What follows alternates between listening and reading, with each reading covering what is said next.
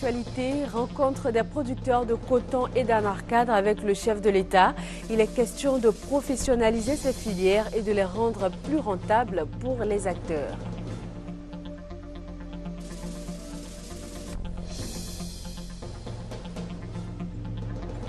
Démarrage aujourd'hui du Ramadan 2013. Qui peut et qui doit jeûner pendant ce mois saint de l'islam? La réponse tout à l'heure dans ce journal.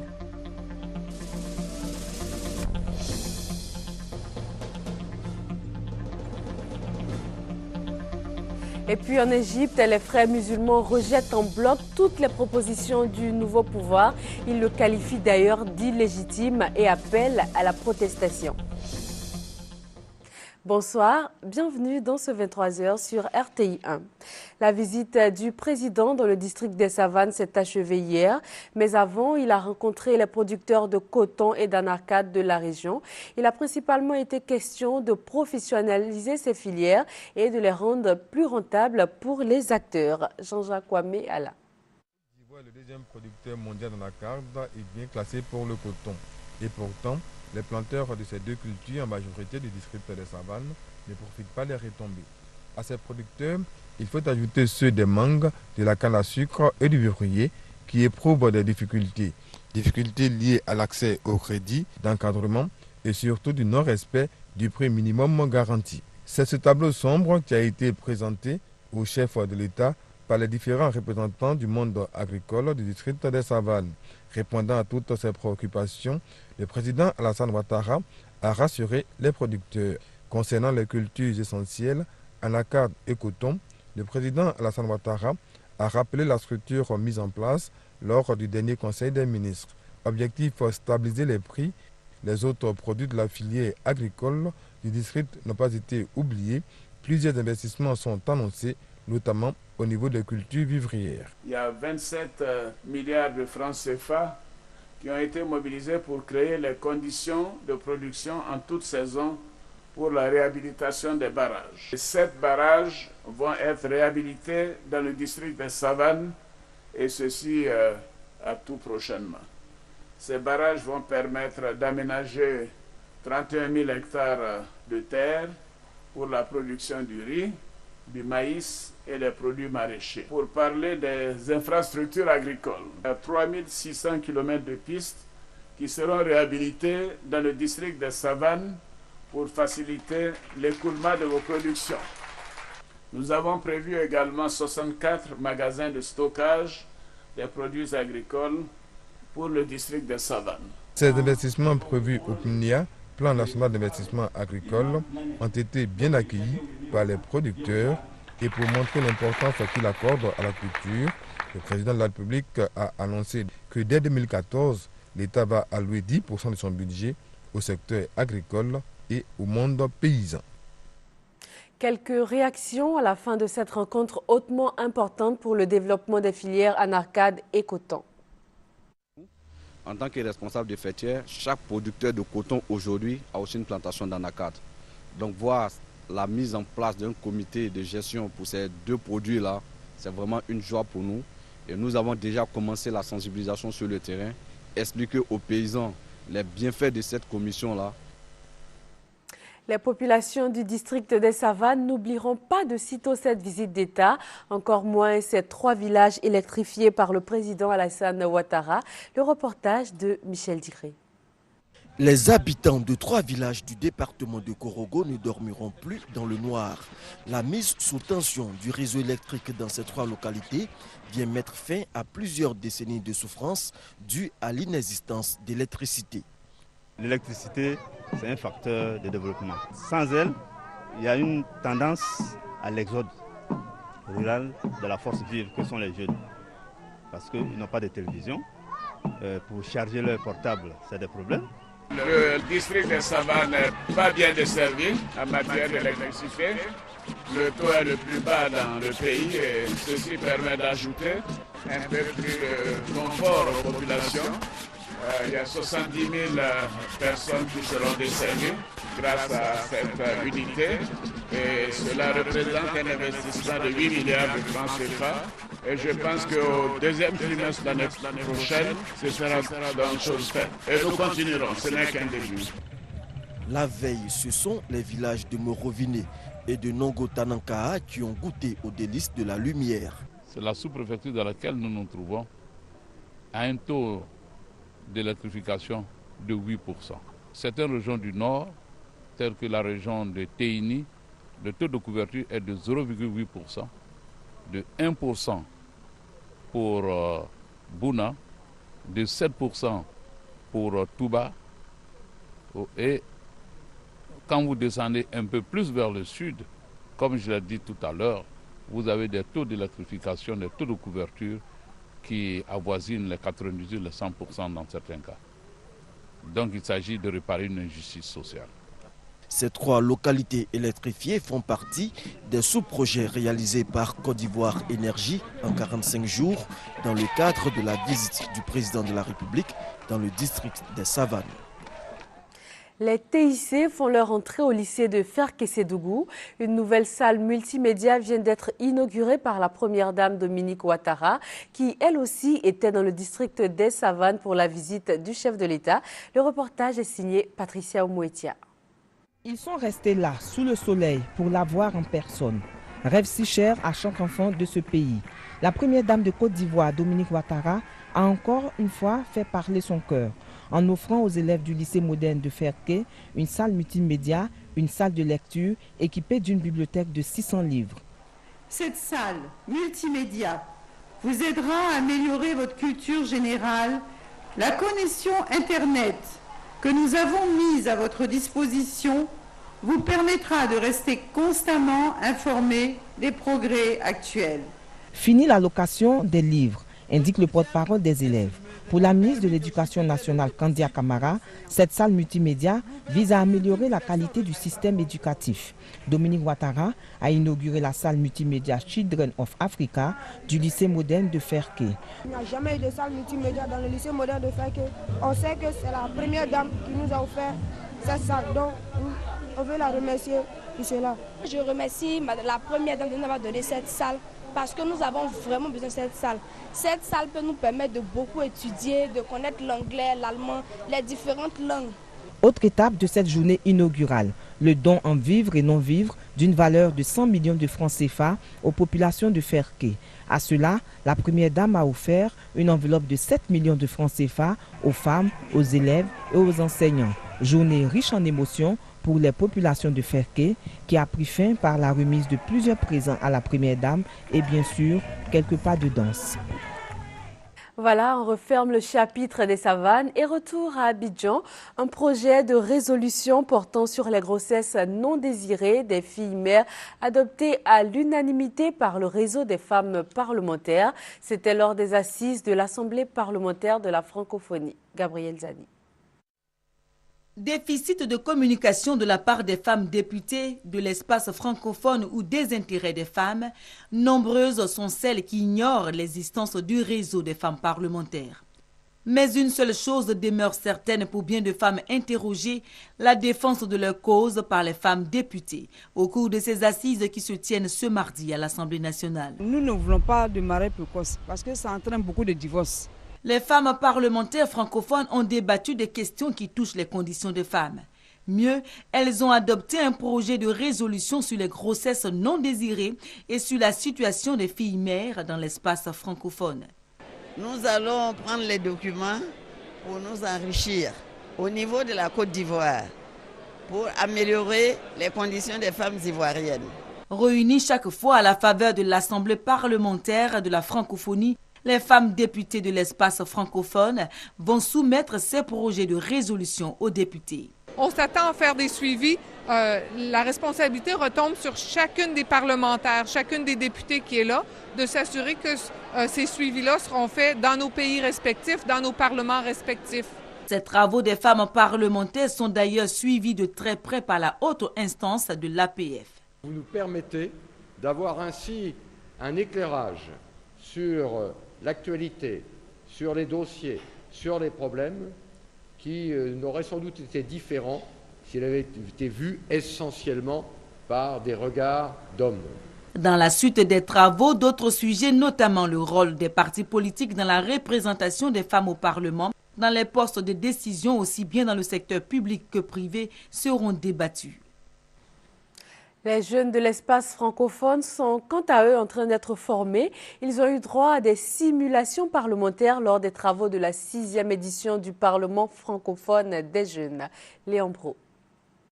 Issus de 31 sections, ils sont environ 100 jeunes parlementaires présents à Abidjan pour produire 4 textes à soumettre au chef d'État et de gouvernement de la francophonie lors du sommet de 2014 au Sénégal. Base de leurs travaux, les centres d'intérêt de la 6e édition du Parlement francophone des jeunes, en abrégé PFJ, rôle du Parlement, la jeunesse comme force de développement, la pénalisation de la transmission du VIH et la responsabilité des États à protéger leur peuple. Accueillant les participants, la représentante de la Côte d'Ivoire, qu'appuyait la jeune parlementaire du Cameroun, a expliqué l'esprit de la rencontre. Apprendre la fonction des députés auprès des titulaires de ce mandat pour le rayonnement de la démocratie dans l'espace francophone. Quant aux parlementaires, ils ont situé la responsabilité des jeunes. Il est, sachez-le, de votre responsabilité d'aller plus loin en suscitant, grâce aux valeurs de solidarité et à la langue française, un dialogue fraternel et fécondant.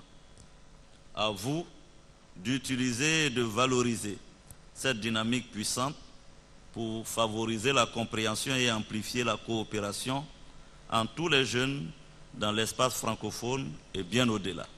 Travaux en commission et en plénière pour former les jeunes à la citoyenneté. La 6e édition du Parlement francophone des jeunes innove avec le concours de joutes verbales pour encourager le savoir-parler en public.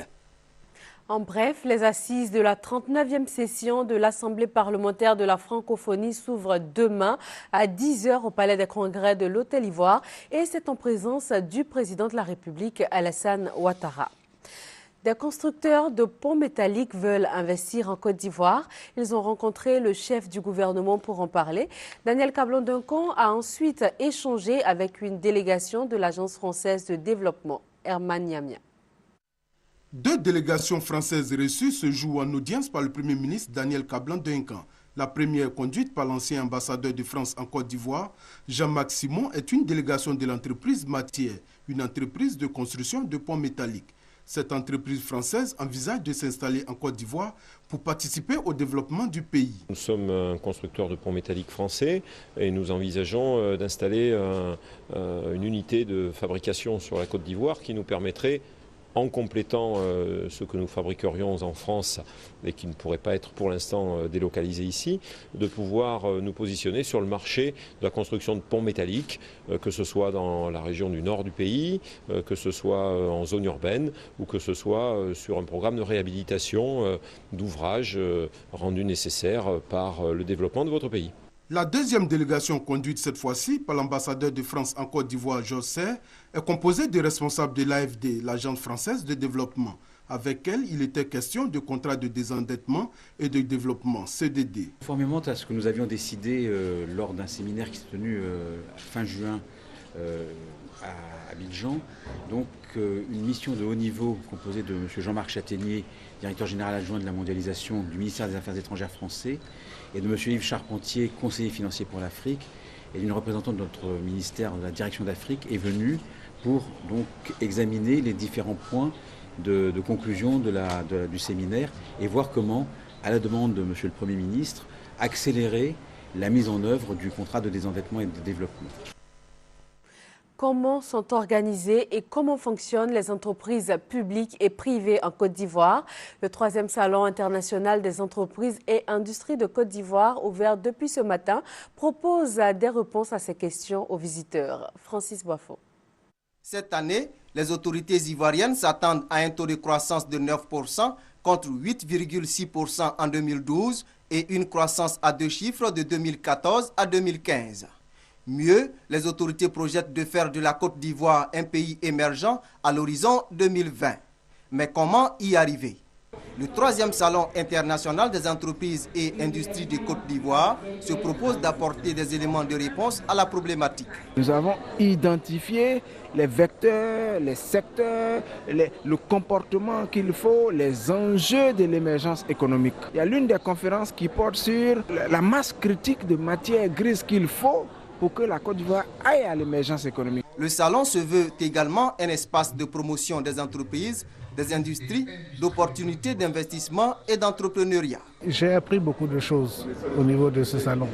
Donc j'invite mes pairs qui sont dans le monde économique, mes pairs industriels, à venir nombreux à ce salon qui va s'étaler sur 3 jours. Il y a beaucoup de choses à apprendre. On ne connaît jamais assez. Ouvert ce mardi, le 3e Salon international des entreprises et industries de Côte d'Ivoire ferme ses portes le jeudi prochain. La santé, l'agro-industrie, les impôts et les transports sont les plus touchés par la corruption en Côte d'Ivoire. Cela ressort d'une enquête menée par le Secrétariat national à la bonne gouvernance.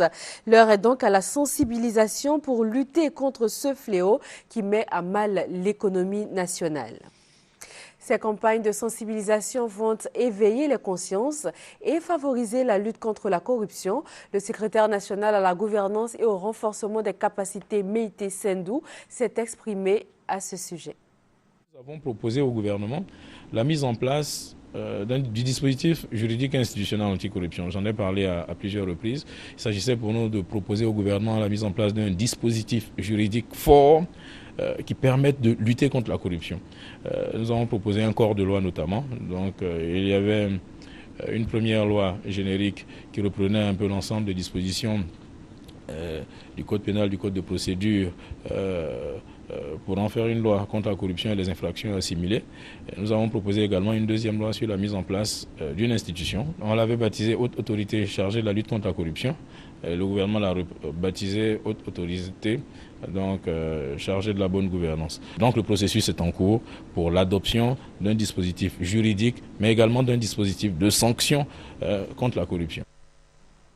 L'axe Bouaké-Djebonois pris d'assaut par des coupeurs de route, bilan 2 morts. Le reportage de Kwadjo Kwame. Les coupeurs de route ont encore fait parler d'eux. En effet, 3 compagnies de transport basées à Bouaké ont été victimes de braquage. Des honnêtes citoyens à bord de ce minicar n'arriveront jamais à destination pour certains. Leur véhicule a été mitraillé à l'arme automatique sur l'axe Bouaké-Yamoussoukro. L'événement malheureux s'est produit à 1 km du village d'Assengou, situé dans la commune de Djebonois, sur la nationale A3. Le triste bilan fait état de 2 morts, 27 blessés, dont 3 cas graves, y compris le chauffeur, et d'importants dégâts matériels.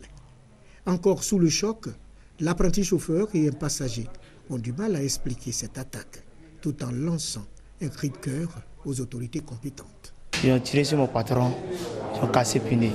Quand ils ont cassé le pneu, il y a eu 2 mois sur place. Ils ont fait sortir les premiers groupes pour fuir. Le moment qu'ils vont me fuir, les corabis sont venus en même temps. Là, ils sont rentrés dans la brousse. J'ai vu 3 personnes qui sont entretenues, habillées, la figure fermée. J'avais des calages, je demande que les autorités essaient de rédiger ça, quoi. Parce que c'est trop maintenant, ils emmerdent trop la population pour ça. Le triste événement est survenu ce mardi 9 juillet au lever du jour sur cette voie très fréquentée. Un mot de religion, les musulmans de Côte d'Ivoire viennent d'entamer le mois de Ramadan 2013. 30 jours sans boire ni manger du lever au coucher du soleil. Certains n'y arrivent cependant pas pour des raisons de santé. Alors qui peut jeûner? Christelle Ménan et Victorine Yaoyoboué, réponse. Le Ramadan. Puisque hier, il y a des médecins qui sont venus nous contrôler. Ils ont trouvé que j'étais apte à faire le Ramadan. Le Ramadan, période de pénitence chez les musulmans. Pendant 30 jours, on se prive de nourriture du lever au coucher du soleil pour se purifier des péchés commis, pour se rapprocher spirituellement d'Allah.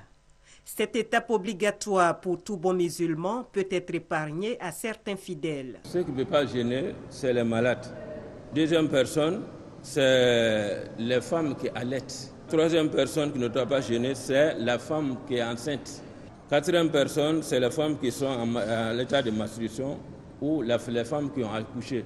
Après ça, c'est un vieux ou bien une vieille, vraiment son âge est avancé. Il y a les enfants, s'ils n'ont pas l'âge de puberté, ils ne peuvent pas jeûner. Il y a aussi les voyageurs, la distance qui est plus que 80 km. La privation de nourriture a des avantages autres que spirituels. Médicalement, le jeûne aide l'organisme à éliminer des toxines accumulées dans nos cellules. Il y a cependant des inconvénients. Quand vous ne mangez pas aussi, vous êtes sujet à certains inconvénients, surtout l'hypoglycémie, qui se remarque par souvent des sueurs froides, de l'hypothymie, c'est-à-dire des pertes de connaissances brèves, ou des sensations de soif ou de fringale, c'est-à-dire de faim, de petite faim. Lorsqu'on jeûne, le métabolisme tourne au ralenti. À la rupture du jeûne, c'est progressivement qu'il faut relancer la digestion avec des aliments faciles à assimiler tels que des liquides tièdes, des légumes ou des fruits. Il faut par ailleurs éviter de consommer trop sucré, trop salé ou trop gras pour ne pas assommer l'organisme et risquer d'avoir plus faim le lendemain. Parlons sécurité alimentaire. Les experts nationaux se forment aux méthodes communautaires. Les pays du Sahel et de l'Afrique de l'Ouest veulent mettre en place une approche commune après analyse de leur vulnérabilité. Noël Niagno. Ces cadres nationaux ont désormais en leurs mains les outils et méthodes de suivi de la sécurité alimentaire et nutritionnelle en Côte d'Ivoire. C'est une étape qui permet de voir ce qui s'est fait.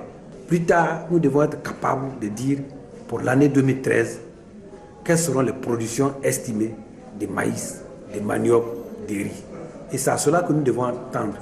Cette étape a nécessité 5 jours de formation ici à Abidjan avec le concours des experts analystes représentant les organisations internationales partenaires. Il s'agit entre autres de la FAO, Fonds des Nations Unies pour l'alimentation, du PAM, Programme alimentaire mondial, du Centre régional Agrimet et du comité permanent inter-État de lutte contre la sécheresse au Sahel. Avec ces outils, ces cadres pourront remplir les tableaux d'analyse, classifier la sévérité et les causes d'insécurité alimentaire aiguë, identifier les populations vulnérables et permettre ainsi au pouvoir public de prendre des décisions appropriées. Nous pensons que le panel d'analystes qui vient d'être formé sur la base déjà de leurs connaissances de l'IPC, qui vont continuer à être formés pour les années à venir, vont permettre d'asseoir un cadre beaucoup plus global et intégré d'analyse de façon à mieux assurer le suivi permanent de la situation alimentaire ici en Côte d'Ivoire et d'intégrer l'analyse en Côte d'Ivoire dans l'ensemble de l'analyse régionale dans la perspective de la mise en route certainement prochaine de la réserve alimentaire régionale. Ces cadres nationaux ainsi formés ont 5 mois pour produire une carte consensuelle sur la situation de la sécurité alimentaire et nutritionnelle en Côte d'Ivoire. Hors de nos frontières, en Égypte, les frères musulmans disent non aux propositions du nouveau pouvoir. Ils appellent à de nouveaux rassemblements pour rétablir Mohamed Morsi au pouvoir. Dès mardi matin, ils étaient de nouveau dans la rue, malgré des tentatives du pouvoir pour calmer le jeu. Les frères musulmans ont appelé au soulèvement après la mort d'une 50aine des leurs tués par des militaires lundi. Mohamed Morsi est le président pour lequel j'ai voté. Et je trahirais mon vote si je n'étais pas prêt à devenir un martyr comme les gens tués hier. Le président par intérim a annoncé lundi soir des élections législatives d'ici début 2014, une nouvelle constitution soumise à un référendum et une élection présidentielle dans la foulée. Mais ces promesses n'y ont rien fait. Nous ne reconnaissons pas ce coup d'État militaire et tout ce qui en découle. Il est inutile de parler de ces décisions parce qu'elles ont été prises par des gens sans aucune autorité. Des gens qui viennent pourtant de nommer un Premier ministre, Azem Al-Beblaoui. Mohamed El-Baradei, un instant pressenti, prend le poste de vice-président chargé des relations internationales. Des nominations qui rassureront peut-être une communauté internationale inquiète des risques de guerre civile. Nous appelons les militaires à faire preuve du maximum de retenue et nous demandons aux manifestants d'agir pacifiquement. Nous condamnons également les appels à la violence des frères musulmans. Sur un plan régional, il est également important que les différentes parties suivent un chemin différent. Parce que l'Égypte, grand État arabe avec un rôle de leader dans la Ligue arabe, manque aujourd'hui sur la scène diplomatique. L'Égypte se replie sur elle-même. Les funérailles des victimes de lundi ont débuté. Depuis l'éviction de Mohamed Morsi, il y a une semaine, les violences ont fait une centaine de morts.